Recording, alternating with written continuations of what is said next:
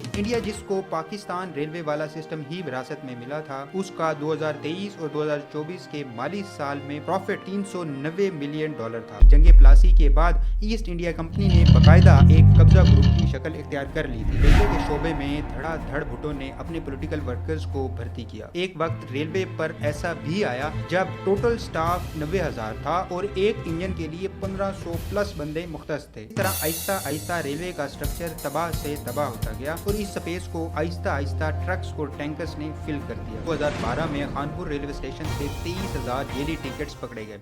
दोस्तों, आप में से कई लोगों ने अपने बचपन में ट्रेन के डब्बे तो लाजमी गिने होंगे।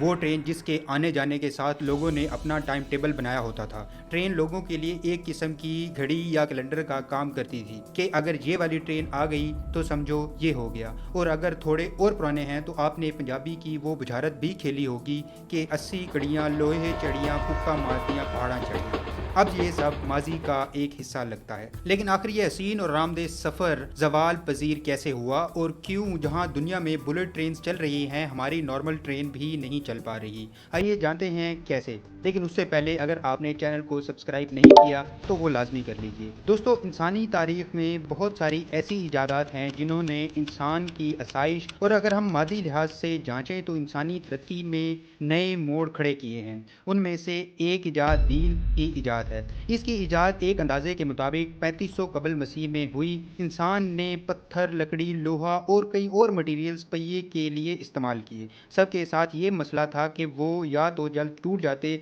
या उनकी मरम्मत बहुत ज़्यादा करनी पड़ती थी। फिर इंसान ने जब लोहे को पहिया बनाने के लिए इस्तेमाल किया तो ये देर पा तो था और इसकी रिपेयरिंग भी इतनी नहीं करनी पड़ती थी, लेकिन इसका वज़न बहुत ज़्यादा होता जिसकी वजह से ये भी कारफरमा साबित ना हुआ। इसका हल इंसान ने ऐसे तलाश किया कि लोहे या लकड़ी के व्हील्स को ज़मीन के बजाय एक ट्रैक पर चलाया जाए। इस कॉन्सेप्ट को वैगन व्हील का नाम दिया गया और ये कदीम यूनानियों से लेकर रोमन एम्पायर और फिर 19वीं सदी के आगाज़ तक बेमिसाल ट्रांसपोर्ट का ज़रिया बना। इसमें वैगन्स को घोड़ों या दूसरे जानवरों के ज़रिए चलाया जाता था। अब 1760 में सनती इनकलाब के बाद बैलगाड़ियाँ और घोड़ों के ज़रिए नकलो हमल जदीद तकाज़ों को पूरा ना कर सका। इंसान ने अब ज़रूरत महसूस की कि कोई तेज़ बर्क चीज़ हो जो इंसान का वक्त बचाए। अब इजाद की माँ यानी ज़रूरत ने इंसान को मजबूर किया। 19वीं सदी के आगाज़ में स्टीम इंजन की इजाद हुई जिसने ना सिर्फ इंसान की रफ्तार बढ़ाई बल्कि जिस एक वैगन व्हील को खींचने के लिए कई बैल और घोड़े दरकार होते थे, अब उस जैसी दर्जनों वैगन व्हील्स को सिर्फ एक इंजन खींच सकता था। याद रहे, जब बरतानिया में 1760 के बाद सनती इनकलाब आया था, उसके साथ ही बरतानिया पूरी दुनिया में अपनी हुक्मरानी भी कायम कर रहा था। जैसे इंडिया में 1757 की जंगे प्लासी के बाद ईस्ट इंडिया कंपनी ने बाकायदा एक कब्जा ग्रुप की शक्ल इख्तियार कर ली थी। अगर आप जानना चाहते हैं कि ये कैसे हुआ तो हमारी ये वाली वीडियो जरूर देखें। अब बरतानवी राज ने 1847 में बरे सगीर के इस रीजन जहां अब पाकिस्तान है रेलवे लाइन बिछाने का सोचा और इस सारे प्रोजेक्ट की मंसूबा बंदी और पाया तकमील में 1861 का साल आ गया जब रेलवे आम पब्लिक के लिए खोल दी गई। आहिस्ता आहिस्ता ये नेटवर्क आज के पाकिस्तान और इंडिया में फैल गया और 1947 की तकसीम के बाद जहां सब कुछ तकसीम हुआ, रेलवे भी तकसीम हो गई। अब आज़ादी के बाद रेलवे को चलाने में बहुत से मसाइल का सामना था क्योंकि इसका आधा निज़ाम मैकेनिक्स, वर्कशॉप्स, ड्राइवर्स और दीगर स्टाफ इंडिया वाली साइड पर रह गया। लेकिन चूंकि पाकिस्तान में रोड्स और ट्रांसपोर्ट का कोई दूसरा मुस्तहकम जरिया मौजूद ना था तो रेलवे पर बाकायदा इन्वेस्ट किया गया और इसको मजीद वसी भी किया गया। मसलन 1954 में कराची से पेशावर लाइन को बढ़ाकर चारसद्दा और मुल्तान तक ले जाया गया। पाकिस्तान बनने के बाद रेलवे एक मुनाफा बख्श महकमा था। इसके जरिए ना सिर्फ 1947 में लाखों लोगों ने इंडिया से पाकिस्तान हिजरत की बल्कि 1965 और 1971 की जंगों में रेलवे ने फौजी साजो सामान को मुतहर्रिक रखा। रेलवे के डाउनफॉल की सबसे बड़ी वजह रेलवे को जुल्फकार अली भुट्टो के दौर में एक सियासी आला के तौर पर यूज करना था। भुट्टो ने 1970 की दिहाई में जब इंडस्ट्रीज और बैंक्स को नेशनलाइज किया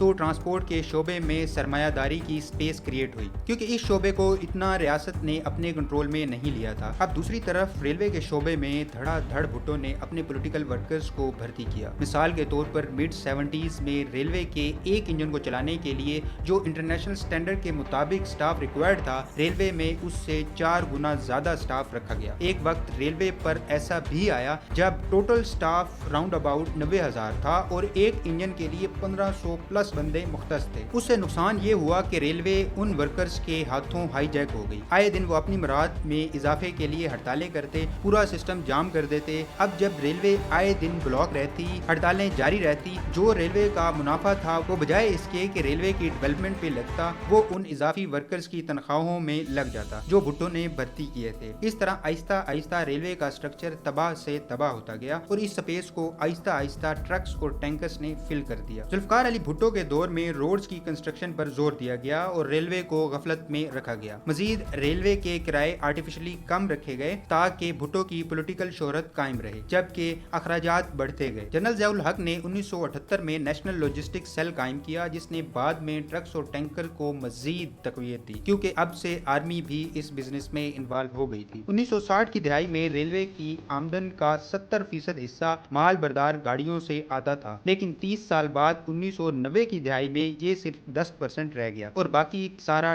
ٹرک ٹرانسپورٹ کی طرف شفٹ ہو گیا۔ یہاں پر شیخ سعدی کی وہ حکایت یاد آتی ہے جس میں حکمران نمک بھی ادھار لے تو اس کی فوج پورا شہر چوری کر کے کھا جاتی ہے۔ بھٹو نے ریلوے میں پولیٹیکل کرپشن کی، لیکن بعد میں ریلوے کا عملہ ہر شعبے میں لوٹ مچانے لگا۔ مثال کے طور پہ ناقص فیول خریدا جاتا اور پیسے مہنگے والے کے ریکارڈ کروائے جاتے۔ نومبر 2018 میں گلف نیوز کے ایک آرٹیکل کے مطابق صرف لاہور ریلوے کے ایک جنریٹر کا فیول 44,000 لیٹر ریکارڈ میں لکھوایا گیا۔ پھر سے سنیے، ایک جنریٹر نے 44,000 لیٹر فیول جلایا، لیکن تحقیق کے بعد یہ بات سامنے آئی کہ ریلوے کے حکام نے وہ ڈیزل چوری کر کے آہستہ آہستہ سیل کیا تھا۔ اسی طرح ایکسپریس ٹریبیون کے ایک آرٹیکل کے مطابق 2012 میں خانپور ریلوے اسٹیشن سے 23,000 جیلی ٹکٹس پکڑے گئے جو ریلوے کے حکمران خود پرنٹ کر کے بیچ رہے تھے۔ اگر یہ ٹکٹ سیل ہو جاتے تو 15 ملین روپیز کی کرپشن صرف ایک ریلوے اسٹیشن سے تھی۔ اب اگر کوئی تہوار جیسے عید وغیرہ آتی ہے تو ریلوے کے حکام خود ٹکٹس خرید کر ان کو بلیک میں مہنگا کر کے بیچتے تھے، جس کی وجہ سے عوام کا اعتماد آہستہ آہستہ ریلوے پر کم ہوتا گیا اور انہوں نے ٹرانسپورٹ کے لیے بسز کا انتخاب کرنا شروع کر دیا۔ 1973 میں ریلوے کے ساتھ ایک اور زیادتی یہ ہوئی کہ اس کا بجٹ نیشنل بجٹ کے ساتھ مرج کر دیا گیا۔ اس سے جو منافع ہوتا وہ ادھر ادھر کے پروجیکٹس میں لگا دیا جاتا اور ریلوے خود مزید ڈکلائن کا شکار ہو گئی۔ مثال کے طور پہ ریلوے ٹریکس کو بڑھانے کے بجائے حکومت کا زیادہ رجحان روڈز کی تعمیر پر لگ گیا۔ ریلوے کی اپنی فیکٹریز بھی تھی جس میں بوگیاں، سلیپرز اور مال بردار ریلوے ویگنز تیار کی جاتی تھی۔ 1990 تک پاکستان ریلوے نہ صرف ان فیکٹریز سے اپنی ضروریات پوری کرتی تھی بلکہ بنگلہ دیش اور سری لنکا میں ایکسپورٹ کر کے زر مبادلہ بھی کماتی تھی، لیکن یہاں بھی کرپشن، مس مینجمنٹ اور آئے دن کی حکومتوں کی تبدیلی نے تباہی مچا دی اور یہ فیکٹریز نہ صرف نقصان میں گئی بلکہ بند ہو گئی۔ جو بوگیاں پاکستان ایکسپورٹ کرتا تھا وہی 2003 کے بعد پاکستان نے چائنا سے امپورٹ کی۔ مشرف کے دور میں ریلوے کو ریوائیو کرنے کی کوشش کی گئی، لیکن سٹرکچر اتنا خراب ہو چکا تھا کہ 2005 میں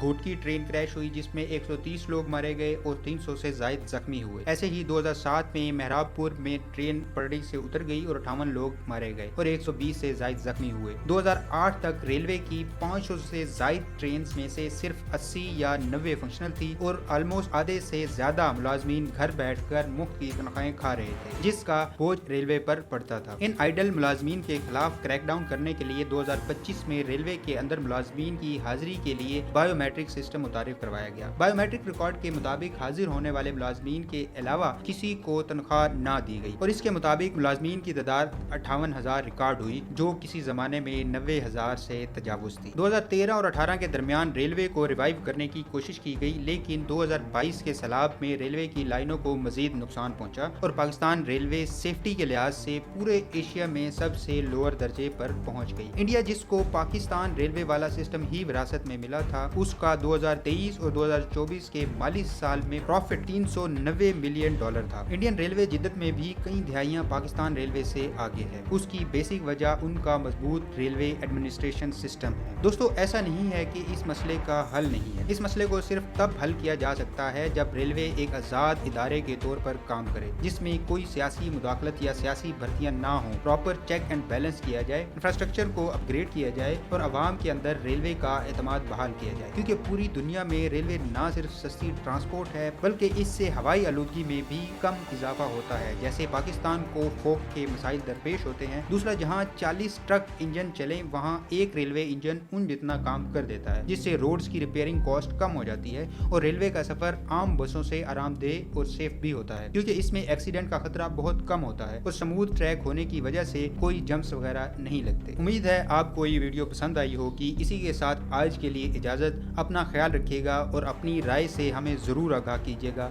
स्टे सेफ, स्टे हेल्दी।